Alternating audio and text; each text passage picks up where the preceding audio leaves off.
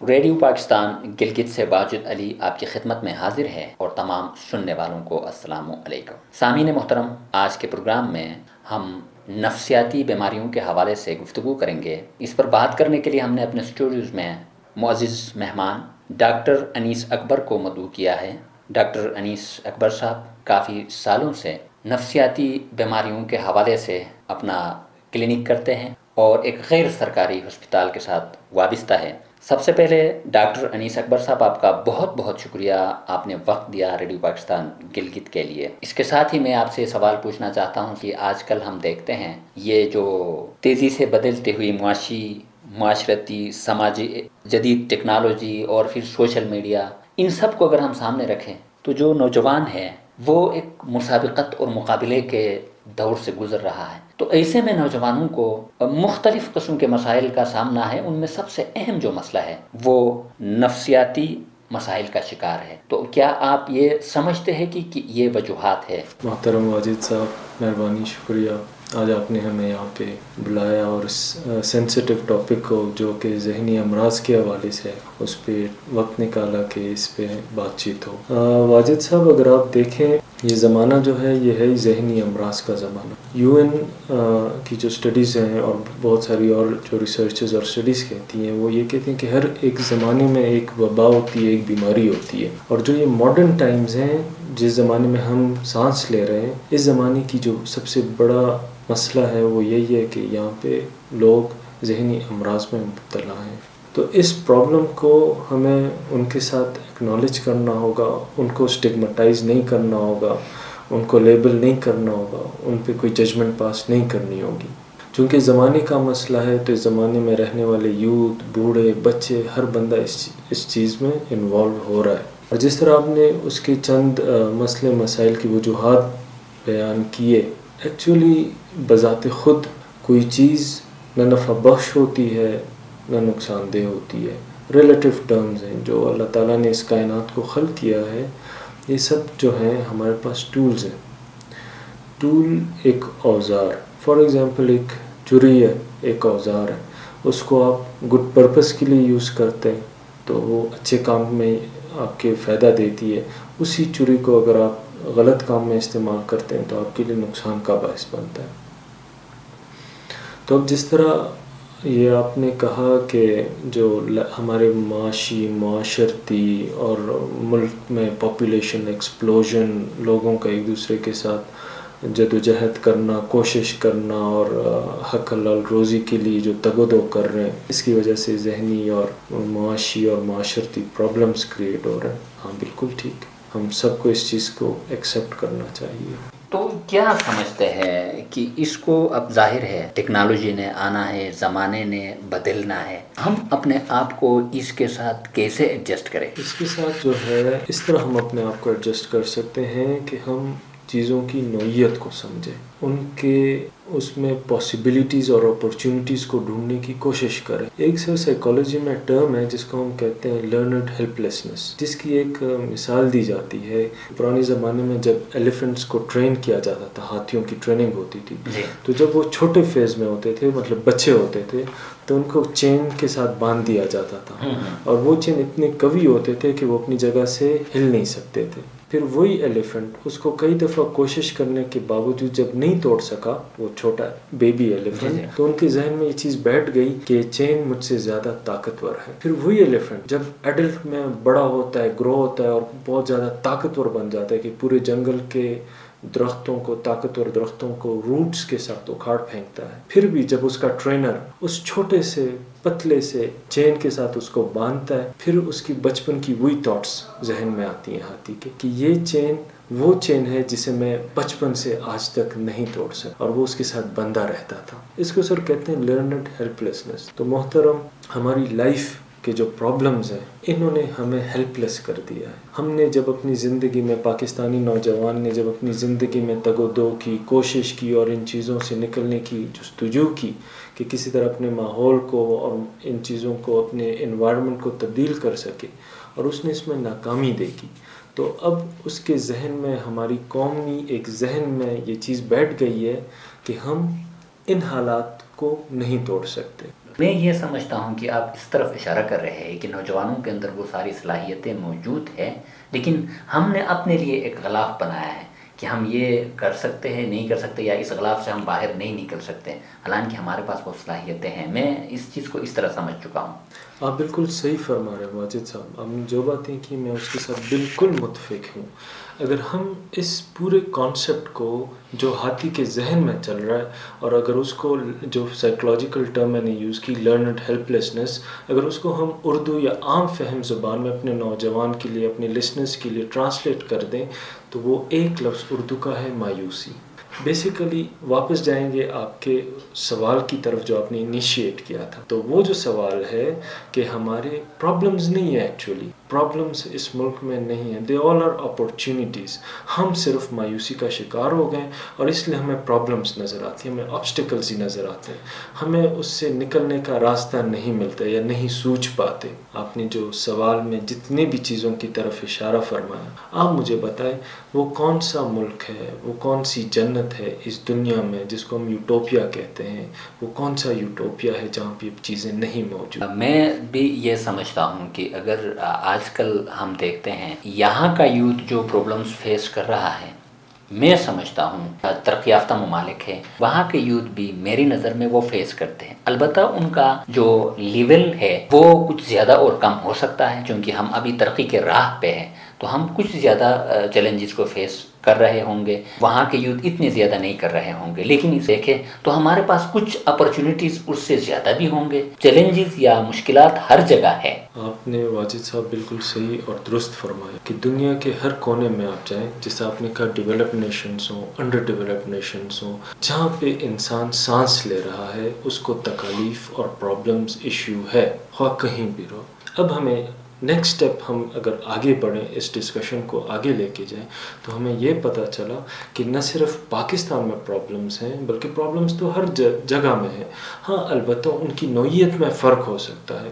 پاکستان میں شاید ہمیں کسی اور قسم کے پرابلمز ہوں گے، باہر کی دنیا میں ہمیں کسی اور قسم کے پرابلمز ہوں گے، مگر پرابلمز آر آلویز دیئر، وہ ایگزسٹ کریں گے، اور دنیا میں کوئی بھی ایسی جگہ نہیں ہے جہاں پرابلمز نہیں ہیں۔ جب ہم اس چیز کو انڈرسٹینڈ کر لیں، اب باری آتی ہے پاکستانی پرابلمز کی، کہ جن کو آپ نے بتایا کہ معاشرتی پاپولیشن ایکسپلوژن اور کمپٹیشن اور جاب لیسنس اور ان ایمپلائمنٹ، ٹیکنالوجی کی وجہ سے اب یہ چیزیں پاکستان میں ہم کس طرح کر سکتے ہیں؟ جو پرابلمز ہیں، جیسے ہم نے شروع میں کہا کہ یہ اپورچونیٹی بھی ہو سکتی ہیں، یہ ہماری سوچ پہ ڈیپینڈ کرتا ہے کہ ہم پرابلمز کو اپورچونیٹیز کس طرح بنائیں۔ سائنسی ٹیکنالوجی سر پاکستانی قوم کا مسئلہ ہے کہ وہ اس کو کس طرح یوز کرتی ہے، اپنے آپ کو آگے لے کے جانے کے لیے، سیڑھی پہ سیڑھیاں چڑھنے کے لیے، یا سیڑھی سے نیچے کھائی میں گرنے کے لیے۔ پرابلمز ہر جگہ پر ہیں، ٹھیک ہے، نوعیت ڈفرینٹ ہوگی۔ یہ میرے اور آپ کی ڈسکشن کی کنکلوژن ہوگی۔ اب یہ ہے کہ ہمارے جو کرنٹ یوتھ ہے، جس میں جاب لیسنس کے ایشو ہیں اور بہت ساری چیزوں کی پروویژن نہیں ہے یا گورنمنٹ فیسیلیٹیشن نہیں ہے، جس طرح بجلی یہاں پہ گلگت بلتستان میں ہمارے پاس بجلی کے مسائل ہیں، سردیوں میں جو ہے آپ کے پاس ہیٹنگ کے پرابلمز ہوتے ہیں، پانی کے ایشوز ہیں۔ اس کے اندر دیکھیں ایک انڈیویجول اپروچ جو ہے ان پرابلمز کو سالو نہیں کر سکتی، معاشرے کو کلیکٹیو اپروچ رکھنی چاہیے اور ان چیزوں کے پیچھے اس کو سارٹ آؤٹ کرنے کے سولوشنز ڈھونڈنے چاہیے۔ مثال کے طور پر اب دیکھیں ہمارا گلگت بلتستان جو ہے ریجن بہت زرخیز ایریا ہے، اس کے پاس دنیا کی ایک بہت بڑی ریسورس، اگر دنیا کی ریسورسز میں دیکھا جائے نا تو ون آف بہت بڑی ریسورس ہے وہ پانی ہے، کہ وہ پانی آپ کا دریا بہہ کے لے کے جا رہا ہے۔ گورنمنٹ کو یا پھر معاشرتی لیول پر، کمیونٹی لیول پر انہی پانی سے کیا آپ الیکٹریسٹی جنریٹ نہیں کر سکتے، آپ کیسے ایگریکلچر نہیں کر سکتے، کہ آپ اسے فارمنگ نہیں کر سکتے، کہ آپ اسے اسپیشلائزڈ قسم کی فارمنگ نہیں کر سکتے جو آپ کو بہت اچھی کراپس پروڈکشن دے سکے۔ آپ کو میں مثال دیتا ہوں جاپان کی۔ جاپان جو ہے وہ بہت زیادہ ماؤنٹینیس ایریا ہے، آلموسٹ 70%۔ ان کے پاس جو رہنے کی یا جہاں پہ وہ کلٹیویٹ کر سکتے ہیں وہ بہت چھوٹی زمین ہے، اس کے باوجود وہ بہت ساری چیزوں میں سیلف سفیشینٹ ہیں اور بہت ساری وہ ایسے پروڈیوس انوویٹو ٹیکنالوجی اور چیزوں کو یوز کر کے وہ ہائی ییلڈ کراپس جو کہ کیش کراپس جہاں سے وہ بہت زیادہ انکم جنریٹ کر سکتے ہیں وہ کر رہے ہوتے ہیں۔ ہمارا گلگت بلتستان بھی کر سکتا ہے, یہ ریجن بھی کر سکتا ہے. مگر یہ جس کو ہم پرابلم سمجھ رہے ہیں نا, اوور پاپولیشن, وہی ہمارے جو ذہن ہے وہ ابھی تک پرابلمس کی طرف ان کو آئیڈینٹیفائی کرنے میں, ان کے سولوشنز ڈھونڈنے میں نہیں لگے ہوئے. ہمارے جو یوتھ ہے, ہمارے جو لوگ ہیں یا جو ہماری قوم ہے, وہ اپنے آپ کو ایسی چیزوں میں الجھائے ہوئے ہیں جہاں پہ پروڈکٹیوٹی, ایفیشنسی اور پرابلم سولوشن ان کی چیزوں کی طرف نہیں جا رہے. یہ چیلنجز یوتھ کے سامنے ہیں, بجائے اس کے کہ وہ مایوسی کا شکار ہو, وہ سٹریس لے لیں, کہ وہ اپنے لیے اپرچونیٹیز کیسے تلاش کریں. آج کل آپ دیکھیں کہ آپ کے پاس جو کرنٹ زمانہ ہے یہ AI کا ہے. یہاں پر آپ کو انٹرنیٹ سب سے بڑا ایک ٹیچر ہے اور آپ کو تمام قسم کی سہولیات اور سکلز کرتا ہے. اگر آپ چاہتے ہیں کہ آپ کا گلگت بلتستان کا یوتھ یا پورے پاکستان میں جو یوتھ ہے وہ ایک سیلف سفیشنسی اور ڈیپینڈنسی جو ہے, سیلف انڈیپینڈنس کی طرف آ جائے اور کسی پہ ڈیپینڈنٹ نہ رہے, اس کو چاہیے اپنی سکل ڈیولپمنٹ. وہ اپنے آپ کو معاشرے کا ایک کرامت شخص بنائے, ایک ایفیشنٹ بندہ بنے کہ جو معاشرے میں ایک پازیٹیو رول پلے کرے. اس کے لیے اس کی اسکل ڈیولپمنٹ ضروری ہے. وہ اپنے چوائس کے مطابق دیکھے کہ وہ کون کون سی فیلڈز ہیں جہاں پہ وہ اپنی یوٹیلیٹی دے سکتا ہے. وہ ذرا سوچے, کوئی بھی غور و فکر کرے, اس کو پتہ چل جائے گی کہ مارکیٹ میں کون کون سی چیزوں کی کمی ہے.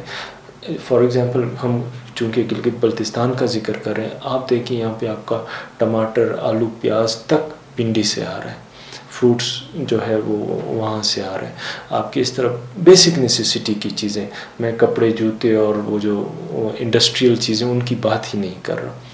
آپ کا یوتھ کیوں نہیں انہی چیزوں کو فوکس کرے, مارکیٹ میں دیکھے کہ کس چیز کی کمی ہے اور اس پہ ذہن لڑائے اور اس کے مطابق آئیڈیاز ڈیولپ کرے اور اس کے مطابق کام کرے, اس کے بجائے کہ ڈگریاں لے کے نوکریوں کے پیچھے جائے. دیکھیں سروس کرنا, سروس ڈھونڈنا, مطلب جس طرح عام کہاوت ہے کہ مطلب انسان سرونٹ ہی رہ جاتا ہے, وہ آپ کی مطلب عزت نفس مجروح کرنے والا ایک قسم کا کام ہے. مطلب آپ انڈیپینڈنٹ رہیں, آپ اپنی لائف کو ایکسپلور کریں, اپنی چیزوں کو ایکسپلور کریں. گلگت بلتستان کو دیکھ لیں, آپ کے پاس ٹورزم ہے, ٹورزم میں کتنی بڑی آپ کے پاس اسکوپ ہے, آپ کتنی کچھ کر سکتے ہیں. آپ انٹرنیٹ پہ بیٹھ کے دیکھ لیں کہ ٹورزم انڈسٹری کو ہم کس طرح بہتر بنا سکتے ہیں. جو ڈیولپڈ کنٹریز ہیں ان کے ٹورزم میں کون سی چیزیں, آپ اپنے لینگویج جو ہے اس کی لرننگ میں کر سکتے ہیں. آپ کے پاس اگر باہر ملک سے یا ڈفرینٹ لینگویجز کے لوگ آ رہے ہیں, آپ ان کے لیے ایز اے ٹرانسلیٹر کام کر سکتے ہیں. آپ انٹرنیٹ میں بیٹھ کے مختلف کورسز کر سکتے ہیں, جو کہ جس طرح کمپیوٹر کورسز ہوتے ہیں جس میں کوڈنگ ہوتی ہے. میں ان چیزوں کا پروفیشن بندہ تو نہیں ہوں, مگر ایک ویگ سا جو آئیڈیا ہے کہ سافٹ ویئر ڈیولپمنٹ ہوتی ہے اور IT میں مطلب بہت سارے شعبے ہیں جس کے لیے آپ کو کسی یونیورسٹی کالج کے پاس جانے کی ضرورت نہیں پڑتی.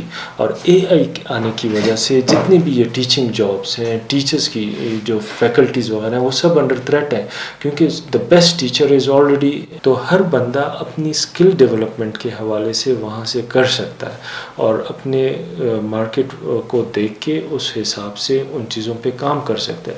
دوسرا, ہمارے گلگت بلتستان میں آپ دیکھیں منرلس کی بہت بڑی وہ ہے کہ منرل انڈسٹری یہاں بہت فلرش کر سکتی ہے. منرل انڈسٹری میں دیکھیں مطلب ایک لیم بحیثیت ایک لیمن, اس کی ایکسکیویشن ہونی چاہیے, سب سے پہلے سروے ہونی چاہیے, پھر آپ آئیڈینٹیفائی کرتے ہیں قیمتی پتھر ہے نہیں ہے, قیمتی پتھر ریسورسفل پتھر ہے نہیں ہے, ریسورس کہاں پہ ہوگا, کس کوانٹیٹی میں ہوگا. دیکھیں پوری ایک بڑی سائنس ہے اس کے پیچھے.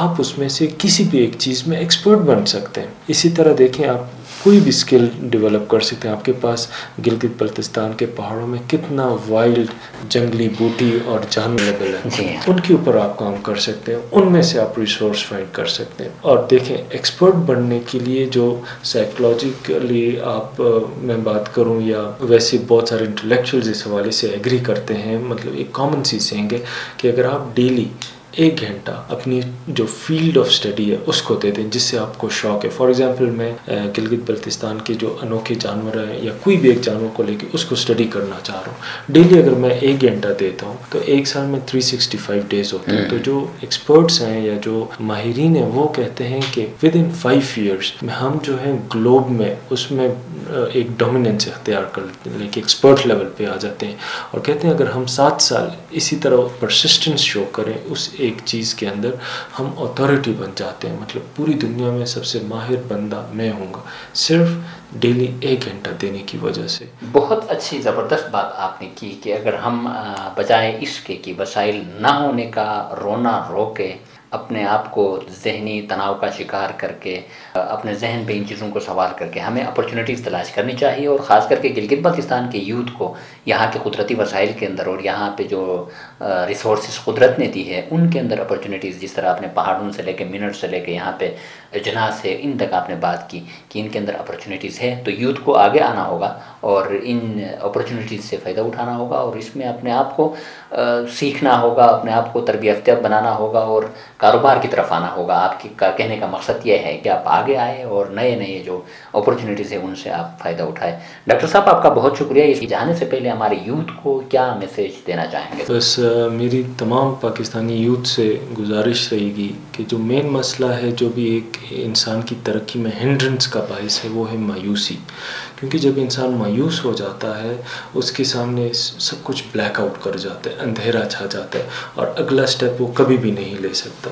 اس لیے انسان کو چاہیے کہ اپنی مایوسی سے نکلے، مایوسی ختم کرے اور اللہ تعالیٰ پہ بھروسہ کرے، اللہ تعالیٰ کی ذات پہ کہ وہ سبب الاسباب ہے، وہ ہمارے لیے راستے بناتا ہے.